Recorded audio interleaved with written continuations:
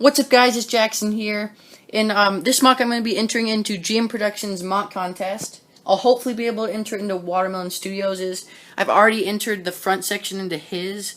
I sent him an email asking if I could enter the whole thing, because I'd way rather enter like the rest of the clone base rather than just the front part.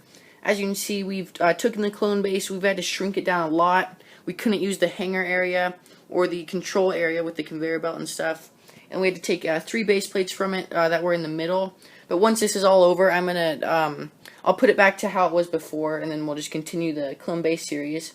But for now, I had to shrink it down to fit in the size constraints for both of theirs. But yeah, let's jump right into it.